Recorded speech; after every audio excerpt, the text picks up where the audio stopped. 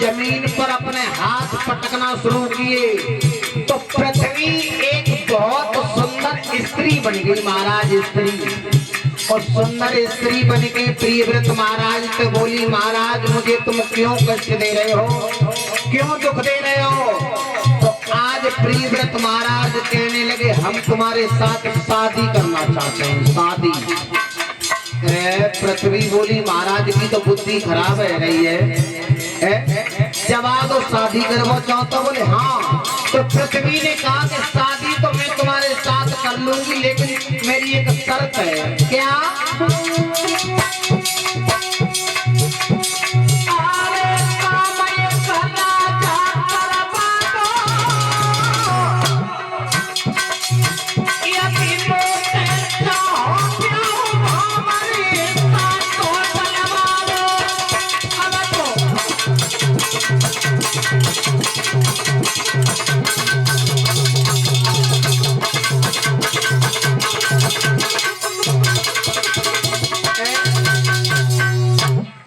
महाराज, अगर तुम हमारे साथ परिक्रमा पूरे कर जाओ तो हम तुम्हारे संग शादी करने के लिए तैयार हैं।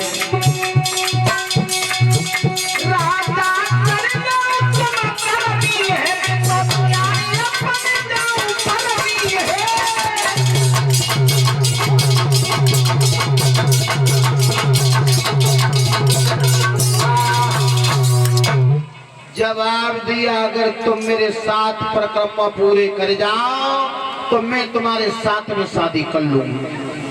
आज प्रियव्रत महाराज बड़े खुश हुए महाराज शादी करने के लिए। आज विचार करो कि अगर हमने पैदल या पृथ्वी के परिक्रमा करे तो बहुत समय हो जाएगा।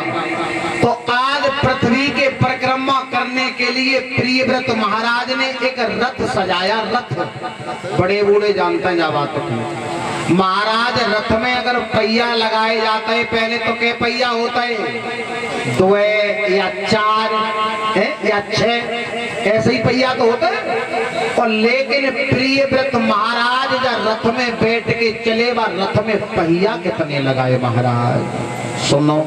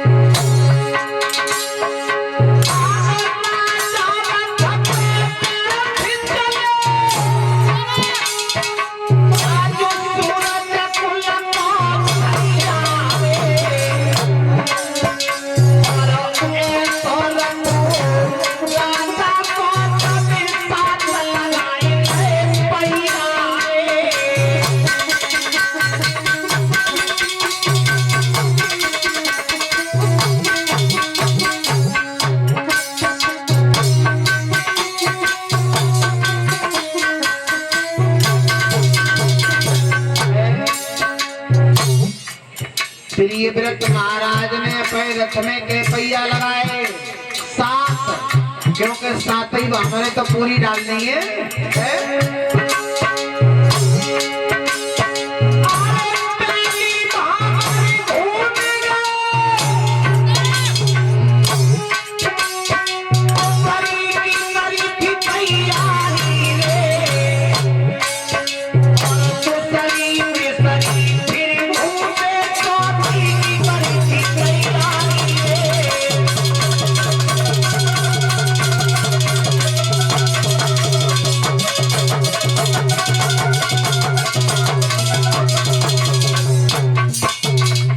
प्रियव्रत महाराज आज परिक्रमा देवी के लिए चले।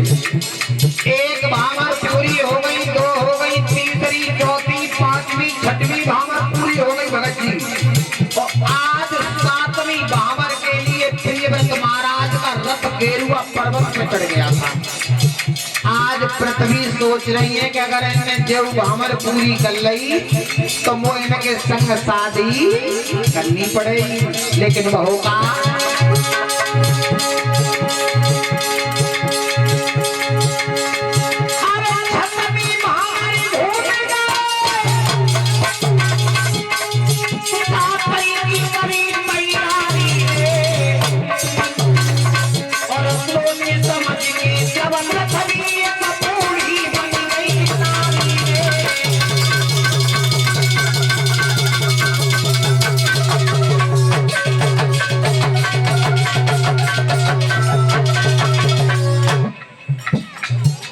सातवीं भामर करवे के ने गेरुआ पर्वत पे रथ चढ़ पाया था और तब तक महाराज पृथ्वी बूढ़ी डुकरिया बन गई, बिल्कुल सफेद सन जैसे बाल हो गए और जा रास्ता पे प्रिय व्रत वाले बाई रास्ता पे उनके रथ के अकेला जाएंगे बैठ गए।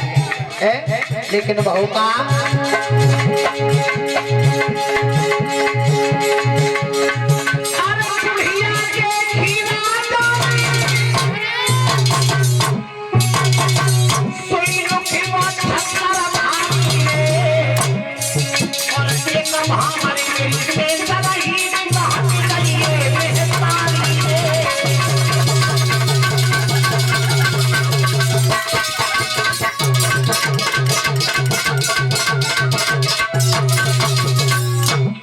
क्या कहा, प्रियव्रत महाराज रुक गए, सामने बुढ़िया देखी, समझ नहीं पाए कि जी पृथ्वी है।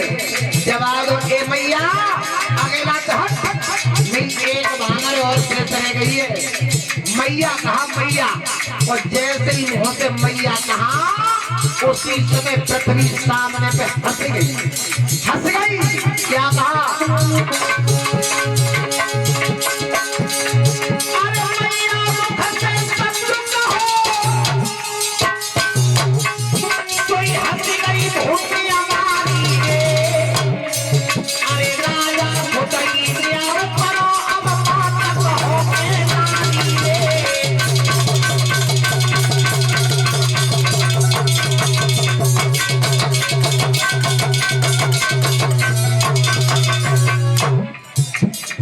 पृथ्वी ने जवाब दिया राजन एक बात बताओ, अब तुम मुझसे मैया कहोगे कि मुझे पत्नी बनाओगे? प्रियव्रत महाराज तो कुछ न समझे, जवाब ए मैया पृथ्वी के संग शादी करना चाहता हूँ। और उसी समय पृथ्वी अपने असली भेष में आएगी और जैसे ही पृथ्वी सामने पर असली भेष में आई, प्रियव्रत महाराज सोचने लगे मैंने जिसे पत्नी बनाना चाहा उससे मैया कहा, और अब मैंने जिससे मैया कह दिया है अगर मैंने उसे पत्नी बनाया तो इससे ज्यादा और कोई गलत काम नहीं होगा। उसी समय प्रियव्रत महाराज ने संकल्प कर लिया, क्या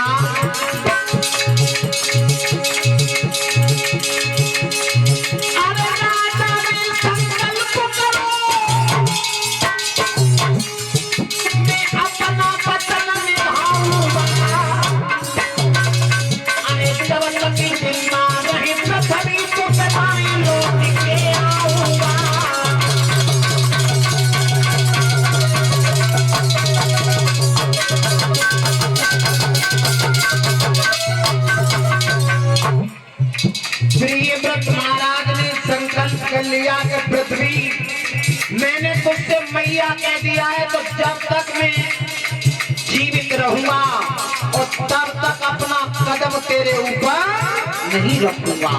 महाराज क्या देखा कि एक हरियल नाम का पक्षी मरा पड़ा था, हरियल नाम का पक्षी। तो प्रियव्रत महाराज की आत्मा अपने शरीर में से निकल करके हरियल नाम के पक्षी में प्रवेश कर गई और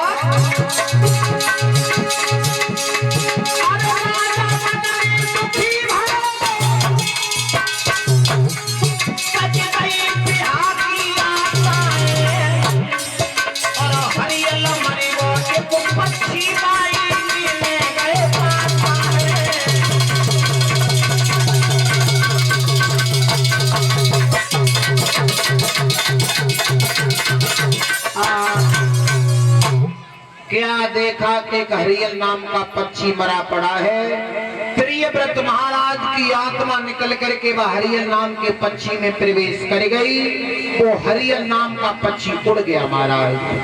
आपने देखा होगा आज तक हरियल नाम का पक्षी अगर पानी पीने के लिए आता है तो अपने पंजों में लकड़ी को दबा करके लाता है।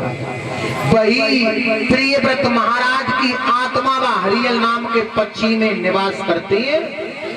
श्री सुखदेव जी समझाते हैं राजन परीक्षित, हमारे भारत देश में ऐसे ऐसे राजा पैदा हो गए जिन्होंने जीते जी तो अपने वचन को नहीं छोड़ा और मरने के बाद आज तक अपने नियम पर कायम है महाराज। लेकिन ये कलयुग आते आते महाराज ज्यादा बदलाव नहीं हुआ। सूरज न बदला, चंद्रा न बदला, न बदला जमी आसमान के कितना बदल गया इंसान है। देख लो, हर आदमी का धर्म है, हर जीव का धर्म है। यदि शेर को 10 दिन तक भूखा रखा जाए, परीक्षित महाराज शेर को 10 दिना तक भूखो रखो जाए, बाकी बाद में वह घास डालते ही जाए तो वो घास को खाएगा नहीं, मर जाएगा। और अगर गाय को 10 दिन तक भूखा रखा जाए, 10 दिन के बाद में मांस डाला जाए गाय के लिए, तो गाय मांस को खाएगी नहीं, भूखी मर जाएगी। लेकिन जी तो आदमी है सोए महाराज, चाहे जाए घास उड़ा दो, चाहे मांस उड़ा दो, कुछ उड़ा दो, सब खाएगा। ज्यादा अगर तुमने समझाओ कहो तो तुम्हारी बुद्धि खाई जाए। मेरे भगवत श्रोताओं, अब उसी जगह पर आ जाइए जहां कथा का प्रसंग चल रहा था। इधर है